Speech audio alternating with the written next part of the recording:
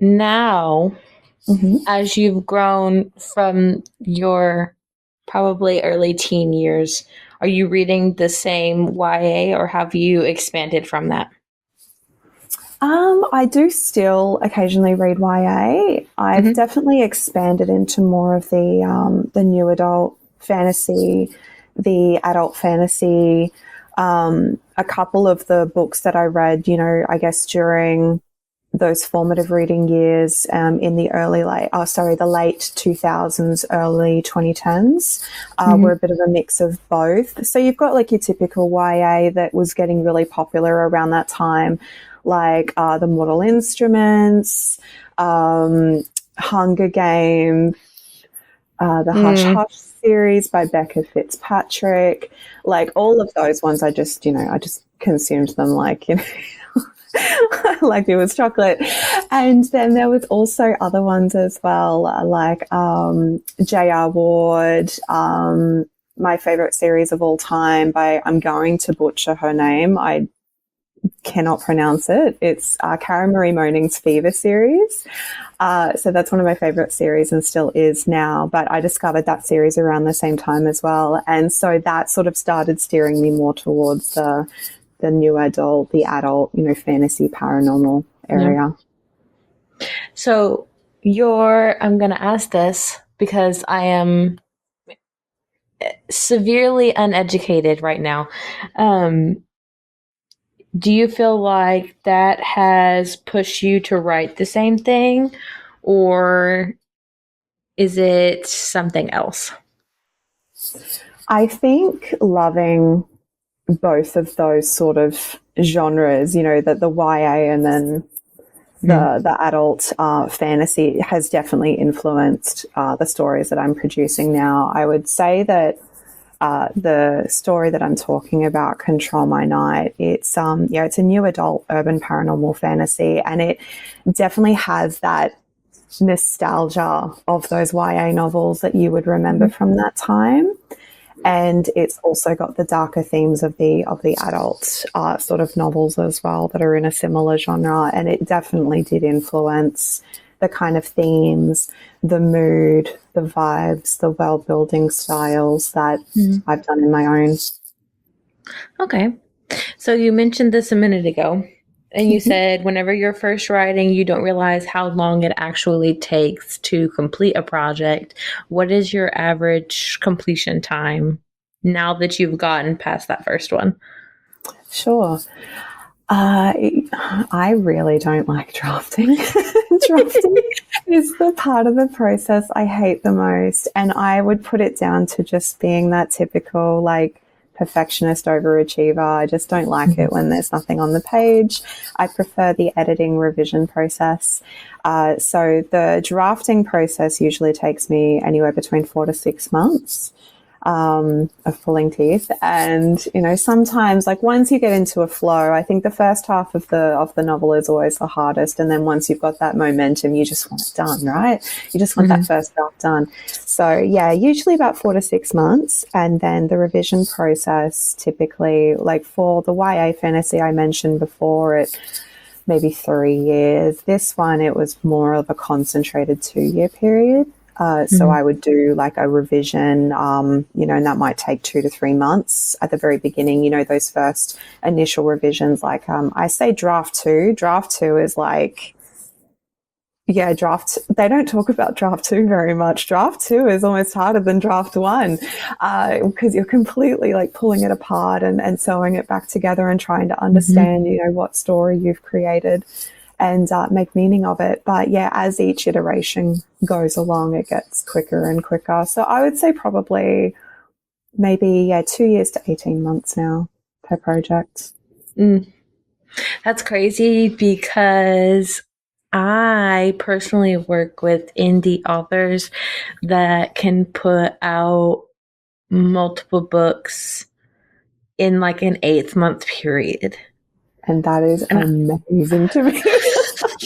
I'm like mind blown. Yeah. But I think that probably has a lot to do with they probably are writing multiple at the same time and piecing them together. And like we're beta reading multiple times over and then sending them to ARCs all at the same time. And so when they're going through this, it's most likely like they've got so many sets of eyes giving feedback that they just, but I could not imagine, because it doesn't feel like they're doing multiple drafts. It feels like they're doing like edits based on feedback alone. Right. I So I'm think, like, not that I'm knocking their process, because I love the stories. I think you just like, I don't know. I'm finding this with every story I write. I would imagine I would probably get faster and faster. I know that I'm drafting my second book in, because it's Control My Night. It's the first in like an interconnected standalone series of a trilogy. So I'm drafting my second one at the moment, and with the lessons learned from the last couple of books I've written, already I can feel that I've sort of overcome some of the things that made the process longer in the previous books. And so I would imagine that you probably just refine your process, you hone your voice, you hone your craft, and based on that feedback that you're consistently getting, you probably start to anticipate that feedback and action it before it even goes out. And so I would say they're probably getting to the point where it's just a well-oiled machine. Like they just know exactly how to write that story. They know how to hit the beats, you know, all the things that need to be done. So their first drafts and their second drafts are probably like so curated and so well done that it's probably the equivalent of, say, like my fifth or sixth draft from a few years ago, I would imagine. That's right out crazy. Yeah. I don't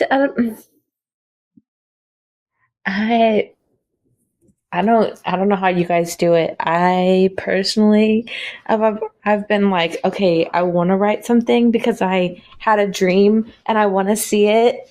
I just want to see if I can do it.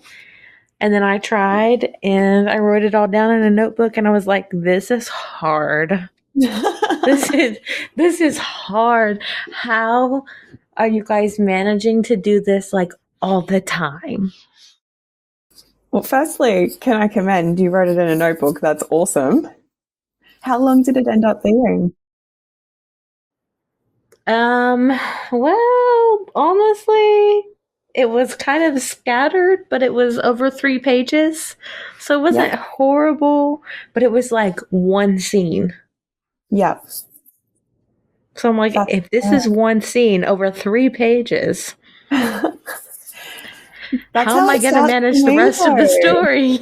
Is you get like one scene in your head. That's how like my story ideas come to me, is I just have like this one scene that pops in my head, and it's usually around like, you know, that first probably 20 to 30% of the book. That's usually where that scene sometimes lands, and sometimes it actually ends up being the inciting incident. And yeah, you just get this like scene in your head, and so that's usually the one that I first scribble down, and then I just, you know, meditate on that for, you know, however long it takes until the entire story bubbles up. So, I mean, it sounds like you've made a good start. It's so scary too. I'm not even gonna lie. It's so scary because I'm like, I really do want to try to see if I can make something of it, even if it's just like a novella. But I don't know that I would actually publish it. I would probably just be like, hey friend, do you want to read this? So select few friends and be like, I have this thing I did. Yeah. Well, that's how it starts, I guess. You sort of build those muscles.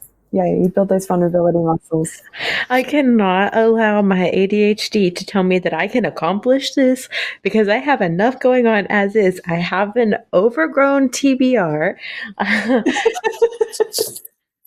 I already have a podcast and quite a couple of different social media platforms. We really should not let this continue very far, which is why it stayed in the notebook on the cabinet and I haven't touched it since I wrote it all down. Oh, I guess we'll see if this story is just begging to be told, if it keeps bugging at you, regardless. My brain is saying yes. Like, this needs to get out of your system. Yeah.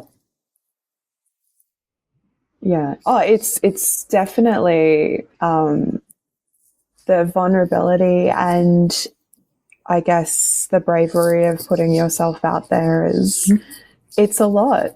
And the last 6 to 8 months since I've been preparing to debut with my story, that's definitely some of the mental gymnastics that I've had to move through and grow through is that fear of, you know, the perfectionism obviously being one thing, and then accepting that your story won't be for everyone and it can't be.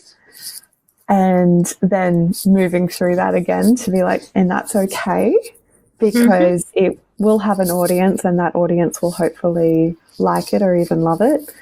And you just need to find those people. There is an audience for everything. Yeah. You know, I mean, just look on Amazon. There is a lot of stuff on there. There's a lot of different genres on there. There is an audience for everything. Oh my gosh, yes. Like I had to like remind myself that there's more than just romance. So I was looking on my Kindle app on my phone, and if you scroll all the way to the bottom, it gives you the list of genres. And so I was looking through it, and I was like, okay, so I just start clicking through different genres and like looking at how they have it broken up. And I'm like, I'm wondering how many different stories are hidden and are not being shown in these because so many published authors have gotten so much hype that Amazon is pushing the same stuff to multiple people.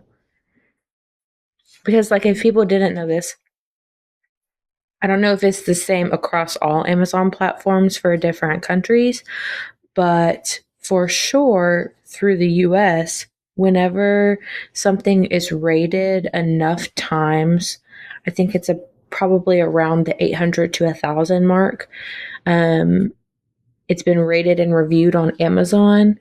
They start to push emails, not just actual like notifications like through your Kindle app, but they'll actually put like covers like trending now or recently released, and it's not just by people you follow. They'll push emails of new titles. There you go.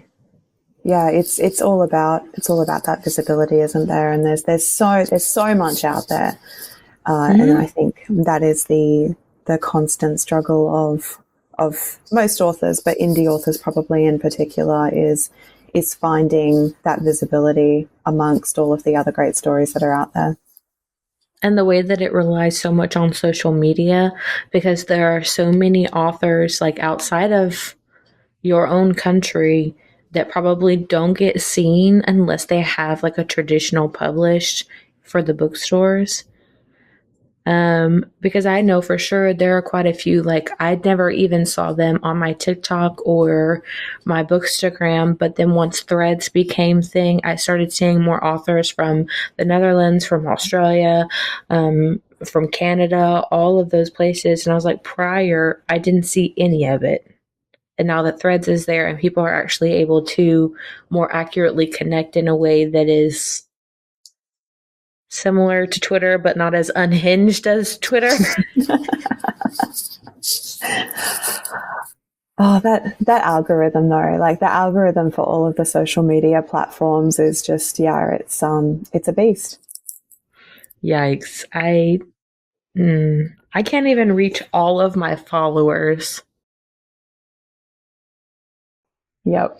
I have 3,500 followers on my freaking Bookstagram, and I cannot even reach an accurate third of it. Yep.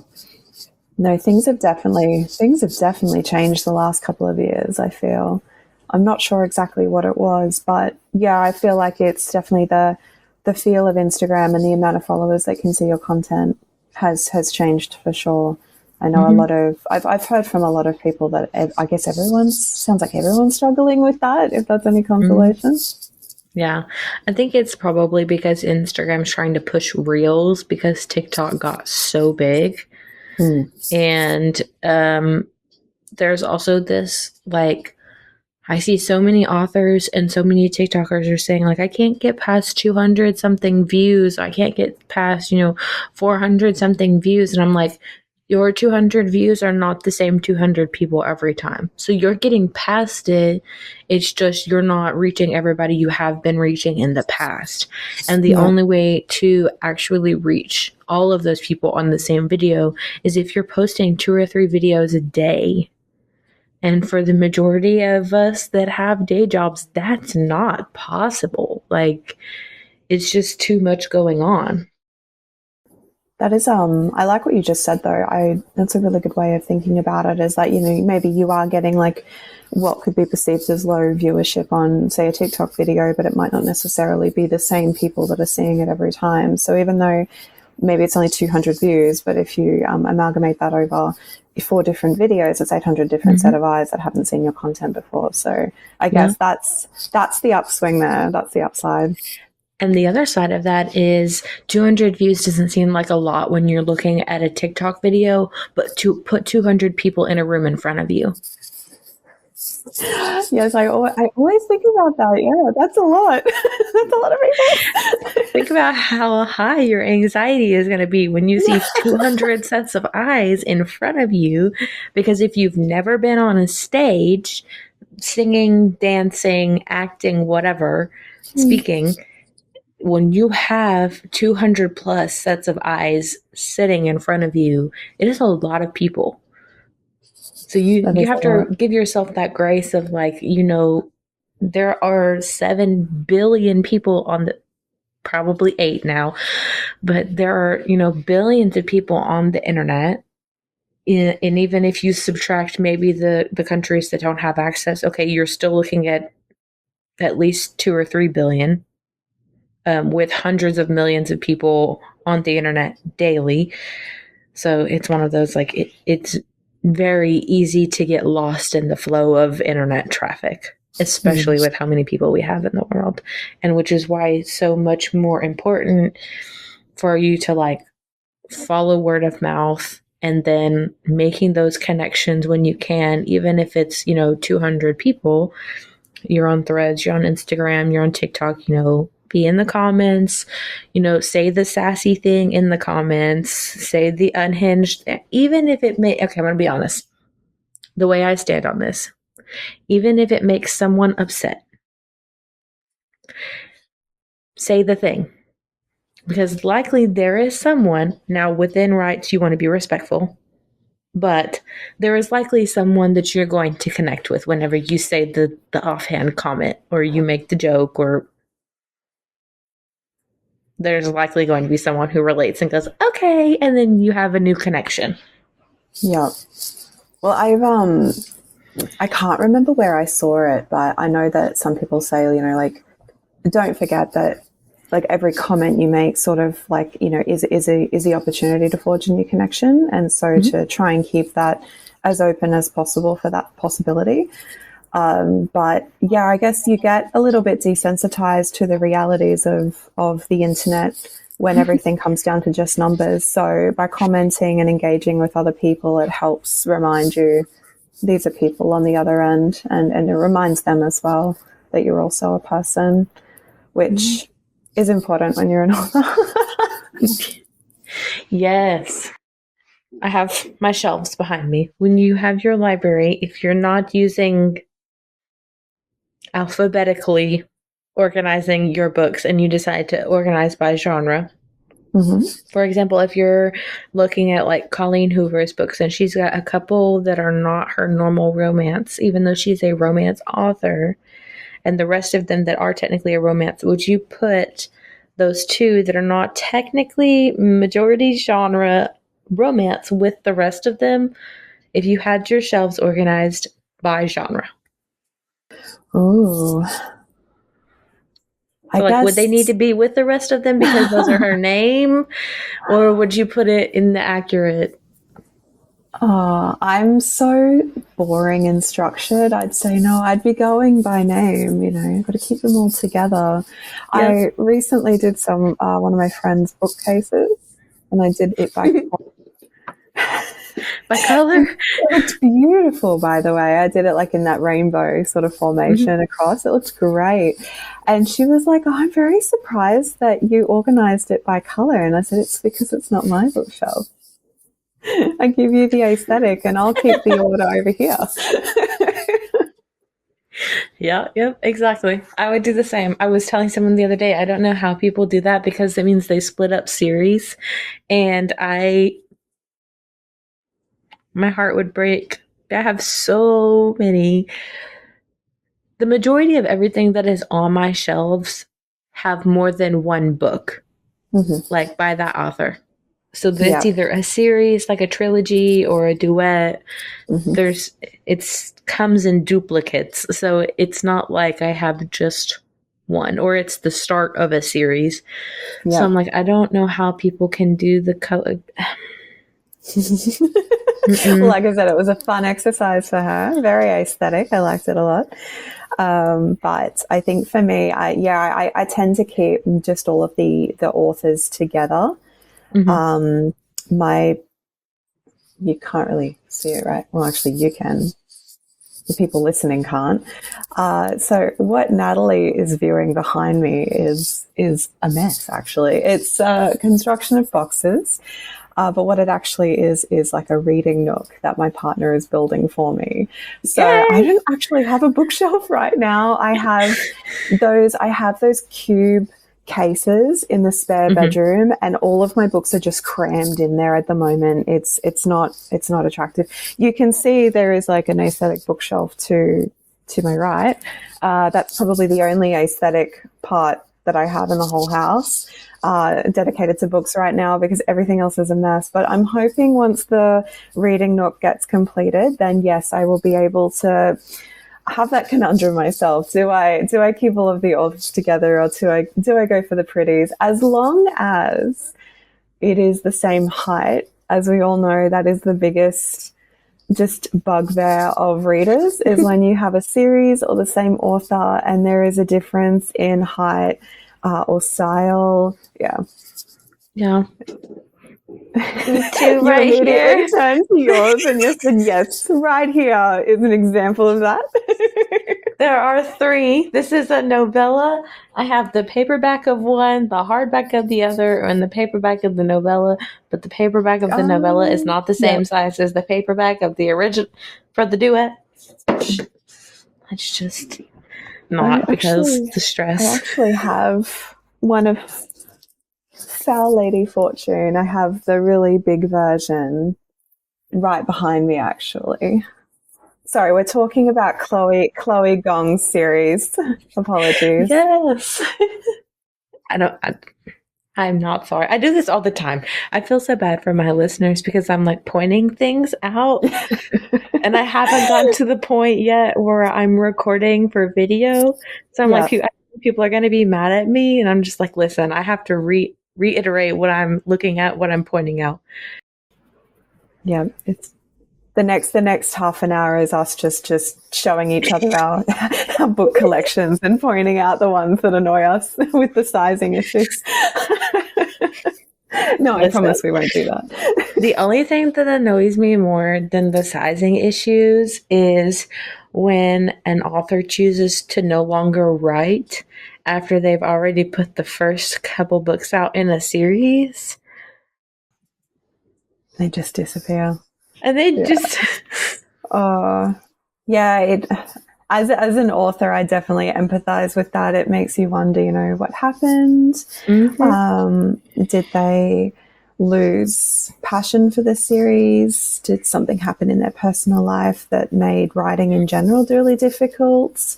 Maybe they didn't feel like it was being well received, and so they've pivoted to a different series. Yeah, sometimes, it's you definitely wonder what's happened. It's never nice though when you get left on a cliffhanger like that. Yeah. Well, in the particular one I'm referencing, like all of her social medias are gone. Oh no. So like just done. Done. And I was lucky enough to be one of the people who did get to work with her. So I actually had her sell number, and I had checked in with her after I noticed that I had been booted off of some of her work in progress documents. Mm-hmm. So it's like, is everything okay? I haven't heard from you in a couple days. I noticed that I'm not allowed to access these documents anymore. Like, did I do something wrong?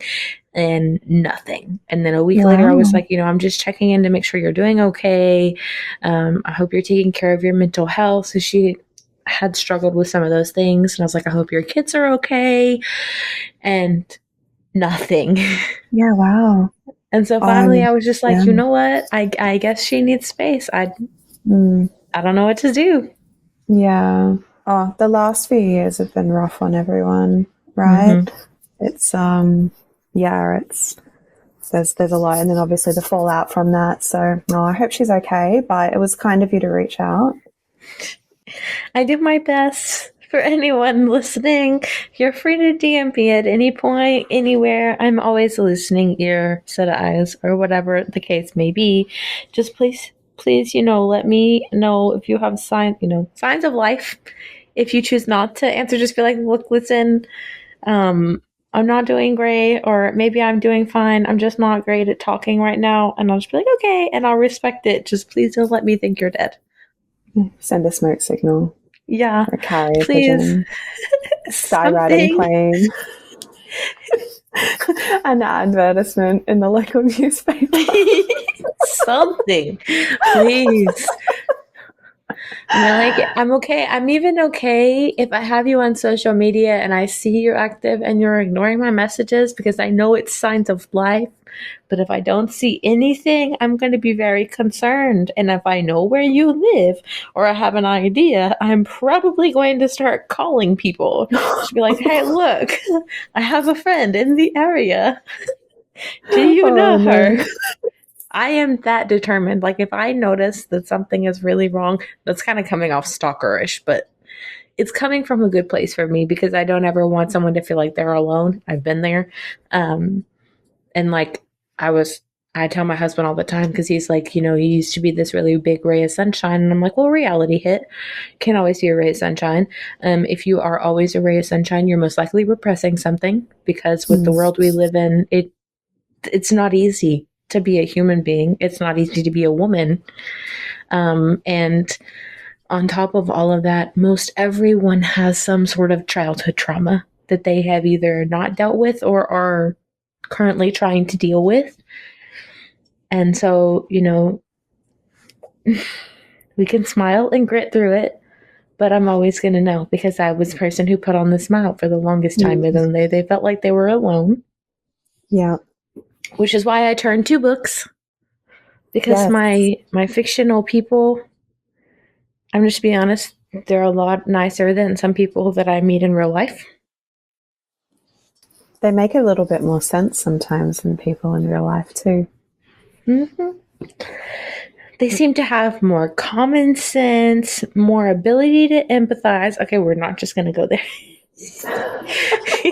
Let's just not, because that might hurt somebody's feelings, but you'll have to tell me who, like, your favorite author to read is. Absolutely. And then if they're the same, if your favorite book is from that same author. That's what I was going to ask. So I've got a couple. They're all very different genres. I mentioned before, Karen Marie Moning's Fever series is like my ride or die recommendation to anyone who likes dark urban fantasy. It's the reason why I like that one so much is not just because it's got lots and lots of mysteries and twists and turns, and it keeps you literally guessing. The series arcs multiple times, so the first 5 books are sort of like their own kind of enclosed arc. You could read just the first 5 and walk away happy. And so, like, for example, in the first 5, the mystery is just so entangled throughout the whole thing, and it's just so brilliantly executed that by the end of it, like, your mind is just blown. But then when you reread it, you can see all of the layers and the subtext and the hints that she's given you throughout. to help you. So I guess to give you a little bit of context, it's about a woman who her sister gets murdered in Dublin. And so she travels over to Dublin to try and find her sister's killers. And she realizes that she can actually see the Fae. And so it mixes some of those, like, mystical creatures like the Fae in with modern Dublin, with underground crime. Like it's sort of mixing a whole bunch of genres and things in there. And it's very, very intriguing. The characters are brilliant and the writing is very layered. So that's the reason why I really like that one. My other go-tos is Beth O'Leary. I love Beth O'Leary's contemporaries. So, like, she was the author of The Flat Share. I think that's the one that everyone knows her for. The Switch. Like, just, yeah, I love how she approaches, I guess, rom-com style situations, but she gives them a bit more depth, and she really delves into a lot of deep issues in her writing, but in a way that is still very engaging and, genre appropriate. And the third go-to author, this is more of my comfort read, and like every 2 years I seem to gravitate towards this series, and it probably coincides with Bridgerton, is Candice Camp is a Regency romance author, and she has a series that I love called the Matchmaker series. And so they're the ones I reread all the time, and they're about a widow, Lady Francesca, who is a widower, and she matches people in the ton and uses the gifts that she gets from those families to conceal her own destitute existence. So she uses that to fund her lifestyle, basically, because her husband left her with nothing when he died. So it mixes a lot of the ball gowns and the parties and the outfits, and every single book in that quartet has like a different sort of trope. So you've got like the love at first sight, you've got the I wouldn't say enemies to lovers, but maybe more like a rivals to lovers. Mm-hmm. You've got the fake dating, and then the last one, which is the second chance. So yeah, it sort of mixes all of those beautiful romance tropes together in that Regency sort of environment. So yeah, every second year, usually when Bridgerton comes out, that's when I'll gravitate towards those books as my comfort read. I love them so much. Oh my gosh, Bridgerton has been so big. I haven't even seen it, and because of all of the social media clips, I'm just like, I know what happens. I feel like you've seen it now. Yeah, I feel like I've seen it, which is probably not accurate, but it's fine. I'm like, it's okay. Oh my gosh. So what was the last book that you read? Hold on for a second. I need to think. I can't even remember what I had for lunch yesterday. One moment. I can barely remember what I had for lunch an hour ago. Okay, I can tell you one that I've read recently that I really liked. Okay. Two, actually. So they're both romances. One of them is called Four Night Stand by Georgia Moore. And that one is set in Sydney, and it is about two co-workers that so she's in IT. Might relate to that. I do. She's in IT and he's in marketing. And so they have developed a relationship over Teams or Skype, talking over the phone, actually. I don't think it's over Teams or Skype. I think it was just phone calls to IT service desk, essentially. But they've never seen each other in person. And so they've developed this friendship over, the course of quite a few months of talking. And anyway, she kind of likes him, but she's never seen him. So, there's that. And then she gets switched in at the last minute to go to a 4-day conference or an all-week conference in Sydney because her boss can't make it. And he gets pulled in to do a presentation. And so they meet together for the first time at the beginning of the conference. And of course, ... So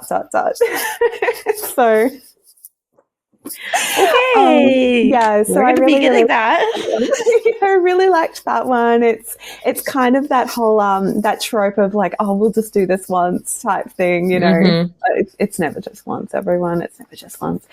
Okay. The other one that I've read recently that is a new release as well is from a good friend, Emma Mugglestone. Her story is called The Story of Us, and that's part of they call it the Wattle Junction series. So that is based in a fictional Victorian town, small country town, 4 brothers. Each story is about the brother. And so this one is giving real lumberjack vibes. He used to be I'm going to butcher this, I don't watch American football. He played NRL, FL. NFL. NFL, Yeah. one of those. So he used to play that, and then eventually left after quite a few years and came back home. And he's also a writer. Be still my beating heart. And so he's come back home, and he has always had this friendship with this girl called Eloise, who is a social worker in the town for people that are victims of, say, domestic violence and that kind of thing. And she's always had a thing for him, but, you know, he's been off being a football player and etc. So their story is about them basically coming back together and I guess, you know,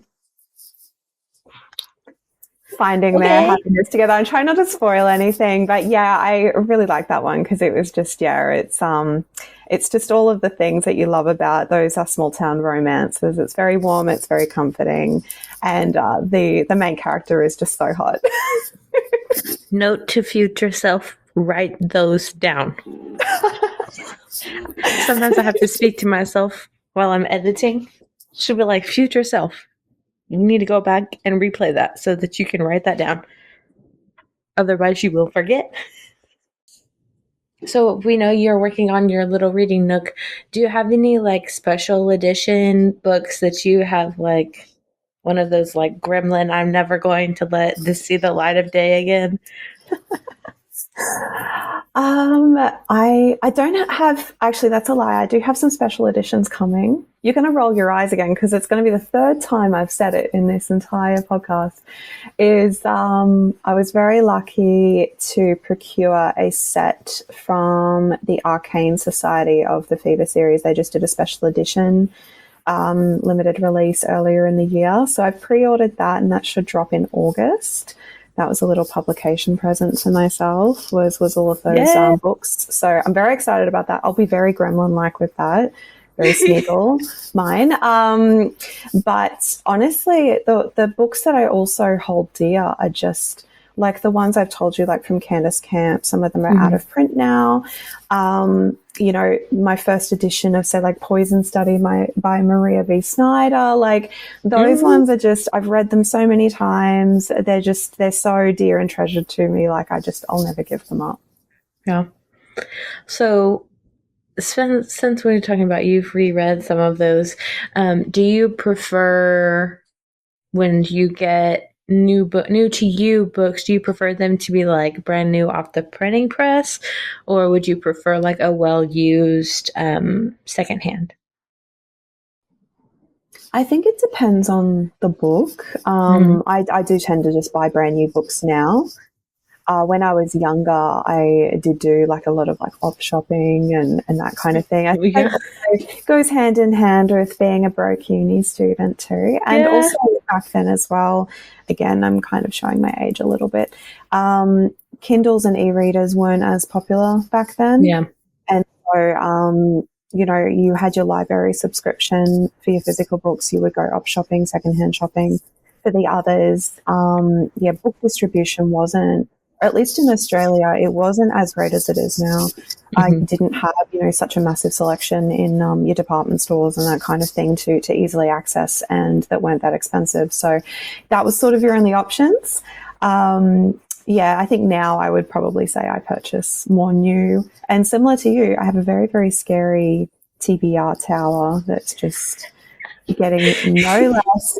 Writing doesn't help. It's one of those constant tensions where you want to read and you need to read, but you also need to get your books out there. So, yeah. I'm telling you that it's not even a tower anymore. It's like to the point I have an entire shelf of books that I've probably maybe read 2 of. Like the shelf is full. Yeah. Just you're looking at them now. There's more than one. I've seen, I like that analogy that gets passed around a lot on socials where it's like treat your books like wine. You know, you're storing them for when the appropriate time is to read them. Obviously, I'm constantly in fear that there will never be an appropriate time and I'll just die with like 500 books unread in my house. But what a way to go, though.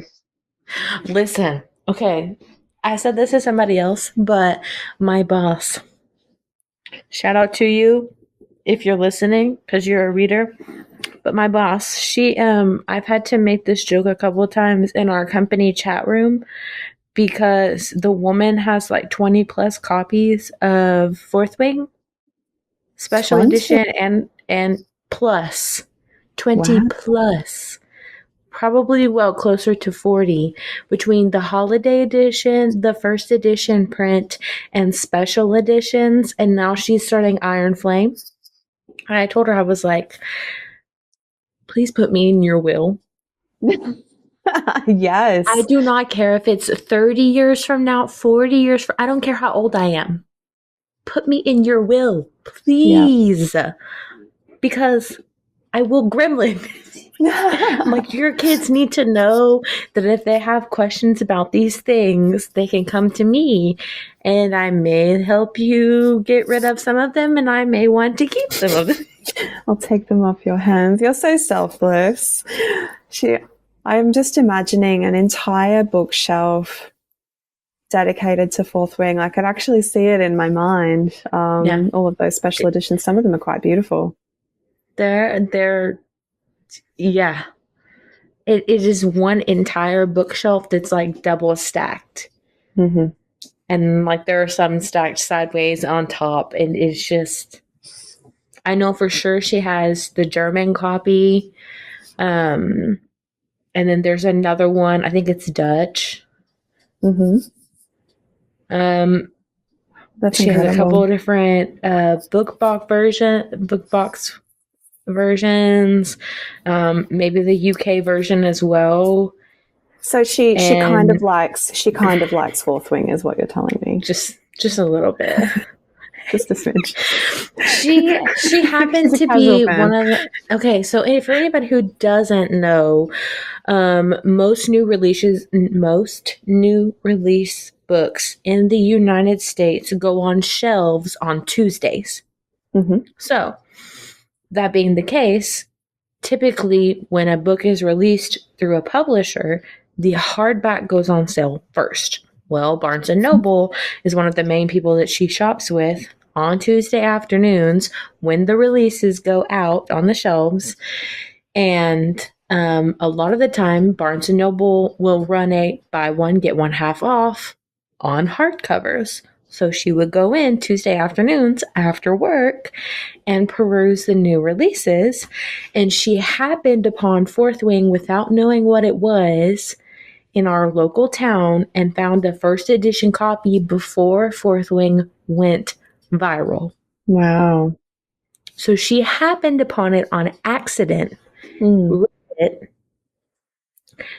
and then about that same time after she finished it, in the next month or so is when it started really taking off. And at what point she decided to go back and tried to find more first editions. And it has just spiraled from there. Just, it was amazing. Well, I mean, if they're doing buy one, get one half price, like she's really saving money. So absolutely. You know, she's being smart. She is. Yeah. And then like whenever the release of Iron Flame came out, she had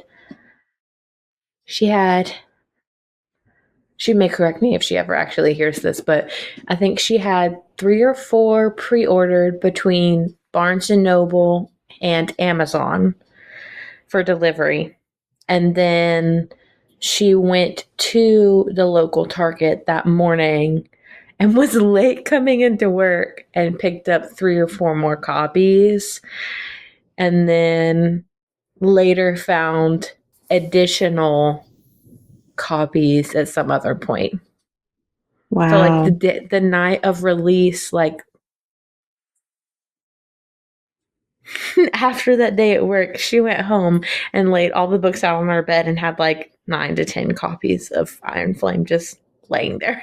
Oh, that's amazing. And I was like, I struggled to get 1 copy. Oh, as a writer, as an author though, like fans like that, that's the dream, right? That's the dream. Is to have someone love your characters and love your world so much. It just baffles me though, because look how much like that can change for someone overnight. Because not to say that she didn't have a following already, but it was like over the course of a month, she went from having a decent following to having hundreds of thousands of people swarming stores. Oh, I remember that. I was definitely like, I think it was about a year ago now, wasn't it? Like I couldn't find a copy in my local store for about a week or two. And you don't see that often, especially not now. I remember, like a few years ago, whenever like, one of those popular books would come out, you would have like, things would sell out. But that was definitely probably the first time I've seen it in a long time where, you'd walk into a store looking for it, can't find it. And then you ask, I remember asking the attendant and she's like, are you looking for that dragon book? Because we don't have any. You could tell she'd been asked multiple times that day. And I was like, yes, that's me. I'm one of many. That's funny. I think probably the last time that we heard something like that happening was probably a Sarah J. Maas book. Yeah, I was thinking that when I was thinking about books that have been like that in the past, that was what I was thinking of, was like the ACOTAR series or yeah. Because I mean, obviously the next few books for the Empyrean series are going to be similar to that. I mean, but as far as like the last time we saw someone that big go through something similar was probably when ACOTAR was coming out. And at that point, it was like Throne of Glass is almost already complete. And this is just the next. I mean, because even with Crescent Cities, it wasn't like that. Like they have plenty at this point. Like, yeah. Yeah. So whether they've like anticipated demand and that's why there's plenty, it's hard to know. Maybe they can anticipate how much people want it. And so they stock accordingly. I don't know if it's that or if maybe like the first book in Crescent Cities, I've had a lot of people say is so hard to read because it's world building and info dump. And so I'm wondering if maybe people are just not interested in them, or... I found it felt very... maybe not felt very different to the ACOTAR series. I feel like it's a slight, I think, change for her. Like it felt a little bit more epic fantasy in the sense that, there's a lot of world building at play there. There's a lot of different lore that she's trying to communicate and that kind of thing, where ACOTAR felt a little bit, at least in the first couple of books, felt a little bit more local to Feyre and what she was going through, where there's a lot of different perspectives, there's a lot of different moving parts in the Crescent City series. I think I definitely preferred the ACOTAR series as the one that I probably would gravitate towards again if I were to do a reread. Yeah. I haven't actually read Throne of Glass or Crescent Cities. I'm just going to be honest. Just because... I haven't read Throne of Glass, so... Crescent Cities is a thick boy, okay? And Throne of Glass, there are a lot of them. So I'm intimidated by the Throne of Glass series only because of how many pages that series is. This is what I'm currently reading. For anyone who's not going to be able to see this, this is Soul of a Witch by Harley LaRoe, who is the TikTok sensation. The first book in this trilogy is Her Soul to Take. Yes, to Take. I haven't read it, but I've seen it. Yeah. Her Soul to Take, and then Her Soul for Revenge. A Soul for Revenge, Her Soul for Revenge, and then Soul of a Witch. Are you enjoying it? I am. So I'm only like 20 pages into this one because I've been telling myself, I've been trying to force myself to read Things We Hide from the Light. And I've gotten 100 or so pages in, and I can't, for the life of me, pick it back up. And I think maybe it's just time to put it on pause for a couple weeks. Probably because it's not a dark fantasy, and that's my favorite. But so I picked this one back up, and I was like, I just finished reading the other two, and I pretty much binged them. So I'm going to try to finish this one. And so far, it's really good. And you kind of get a piece of the other two. The first one, the trilogy kind of works in reverse. Like the first one starts at the latest point in the story.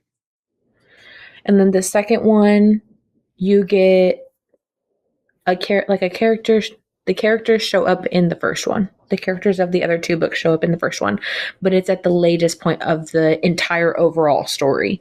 And then when you go to the second book, it starts closer to the beginning, but not quite at the beginning. And you get the background story of one of the attempted sacrifices. Mm-hmm. And then you get led up to the ending point of the story. And so then when you get to the third one, you're starting at what would seem like the what is the prequel? Not quite a prequel.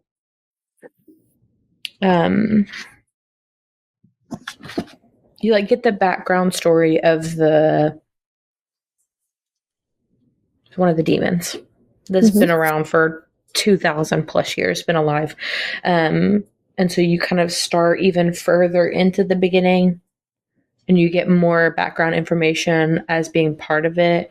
And then you're going to get the very end of the entire thing as well. So it seems to work backwards, but it also progresses. Yeah. It sounds like it works, though. It works so well. It sounds confusing and it sounds weird, but it works because you get more information as you get more into the characters. Mm-hmm.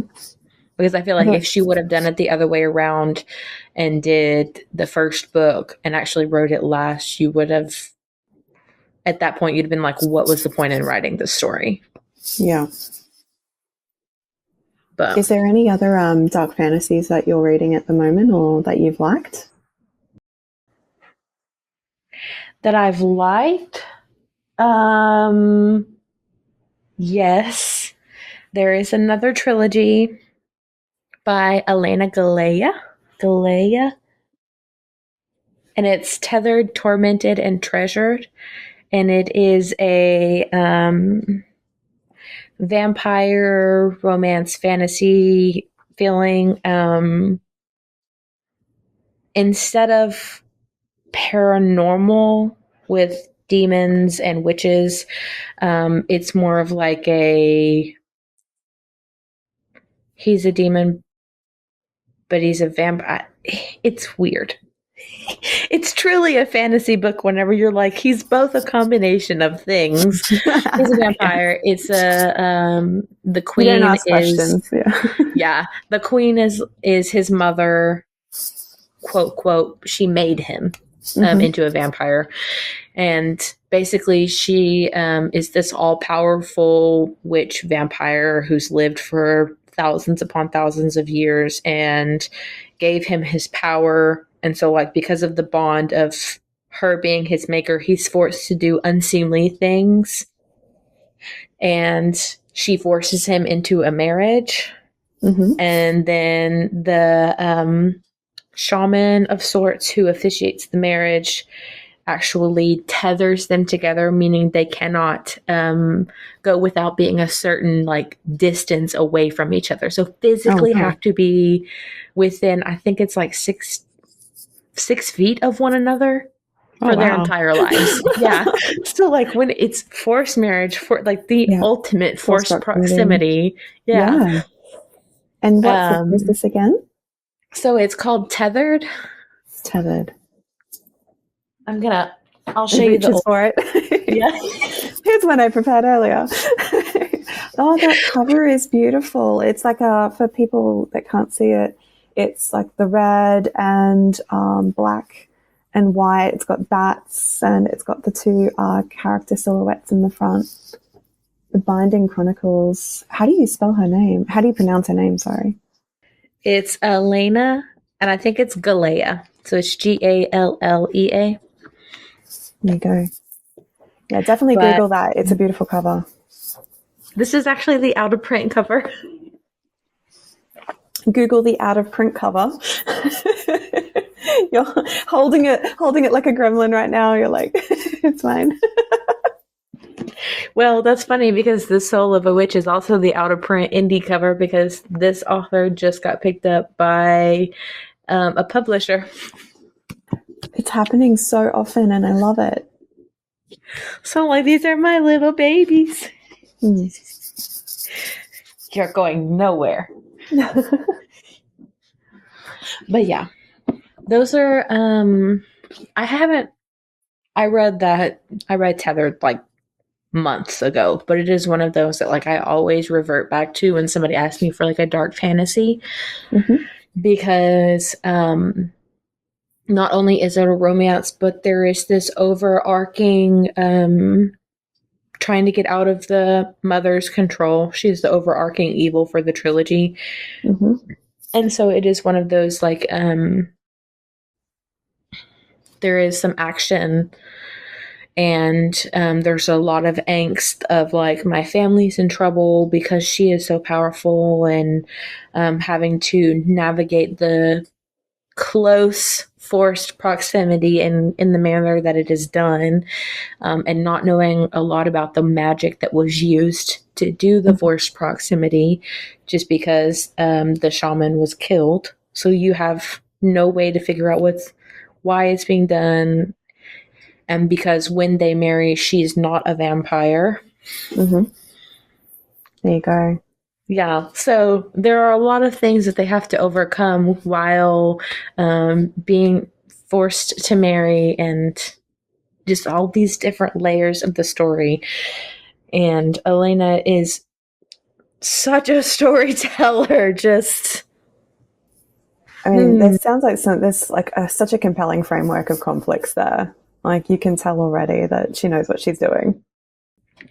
And the best thing about it is it's set in a kingdom that the overall world has neighboring kingdoms, which I say neighboring, but they're probably like thousands of miles away from each other.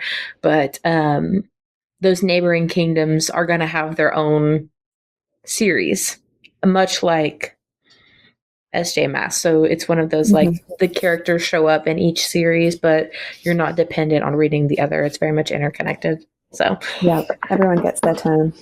Yes. And the series that she's currently working on, one of the characters that shows up in Tethered, Treasured, Tormented, that trilogy, that story for that character is a Rapunzel retelling. Oh, sold already. Yep. Yeah. So it's like interesting.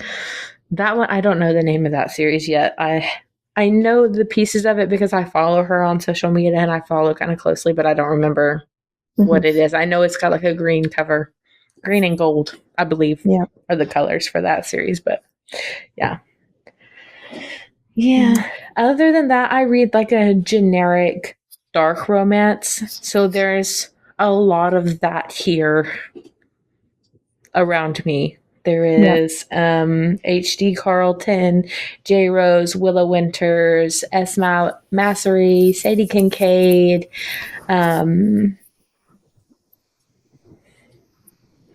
I wouldn't consider them. There are some hockeys over there too. Some of those were hockey romance. I literally read just about anything. So the amount of things that are sitting behind me is massive. There's Very no varied. telling. Extremely varied. Hence the overflowing TBRs we both have the problem with. To name one of them is a special edition Anne Rice Vampire Chronicles that has Interview with a Vampire, The Vampire Lestat, and Queen of the Damned. Okay, so that, look at that. She thick. Yeah. That's like a phone book. That's a doorstop. It is. And it has shiny edges. Yeah, it's got they're gold painted. I don't know if it's actual gold, but yeah. It's beautiful. That's one of my special editions. That was for sale at Barnes & Noble. If you believe it or not, I could not believe that they actually had them. I'm trying to go back to find. They did a bunch of these are like original stories. Like some of the original fairy tales. They did special editions of them like this where they have this pretty single painted edge with a new cover. Special edition. So yeah, I was like, I need the Beauty and the Beast. The original. Some of them look so beautiful. How they do them up. It's stunning. Like, as much as I love the retellings, I would love a copy of the original untainted story that is not Disney. I love Disney, but they made everything have to have a happy ending. And, you know, in the original version of Cinderella, the sisters cut off their toes to try to fit in those glass slippers. Yeah, that's not very Disney-like, is it? No, but I would love to see an original copy of it. I want to read it. Like, that makes the story more interesting. Lots and lots of fairy tales. Yeah, they have quite, I wouldn't say like dark beginnings, but they're definitely not the Disney version. Let's just leave it at that. Yeah. Like Snow White and the Seven Dwarfs was not. I'm pretty sure in the original version of that, they kidnapped her. Oh, okay. Gosh, you're just ruining my childhood dreams right now. I'm sorry. Stay in my Disney bubble. No, that's fine. Anybody else who is upset, feel free to take it out in my DMs. We can hash that out. But yeah, let reality come crumbling down for a second. Disney has romanticized. This should have had a trigger warning for Disney lovers. I might have to put that in the caption somewhere. Disney lovers beware. Is there anything coming up that you're excited for? Is there any releases coming up that you're excited for? I'm actually kind of excited for the next book for the Empyrean series. I'm interested to see, because she left this on a cliffhanger for Iron Flame. But outside of that, there is a duet that's being finished by one of the authors that I beta read for. And I'm really excited for it because she's been working really hard on it. There are a couple others. So the duet is Love is Blind, or Blinded by Love, and Love is Blind by N. Owens. She's an indie author. And then there is, I just saw the email for it earlier today, but A.K. Lando is doing a baseball, softball series, and she's got her next one coming out, I know, not too long from now as well. So I'm really excited for those. Do you have any? There is so as soon as I finish preparing for launch and releasing, I'll have a little bit of time after that to catch up on some things. So there is a second in a duology of a book that I really enjoyed recently. The first one is called House of Bane and Blood by Alexis Menard. Again, I've probably butchered how to say that, but that one is sort of a similar kind of realm to sort of what I'm writing, except hers is a bit more fantasy based. It's she's pitched it as Peaky Blinders meets the Grishaverse fantasy system. And so it's like that fantasy-based mafia, where mine's more of the contemporary-based supernatural mafia. But it's really good. I've really enjoyed the first one, and the second one only just came out a couple of weeks ago, I believe. A City of Mirth and Malice, I think, is what it was called. So I'm looking forward to catching up on that one. That one's like an arranged marriage, forced proximity one as well. So I'm looking forward to that. It's always those dark ones. Like, don't get me wrong, it's nice. The rom-coms are nice, but the dark ones typically have my interest a lot quicker. Well, thank you for joining me. I had a wonderful time talking. Thanks for the chat, Natalie. It's been fun talking about all the different books that we love. Yes. For anyone wanting to follow up, we'll have all of the books we mentioned in the show notes, as well as all of Sarah's socials, so that you guys can find her. And please feel free to DM me if you have any questions. And don't forget to follow Sarah. Awesome. Thank you so much for having me.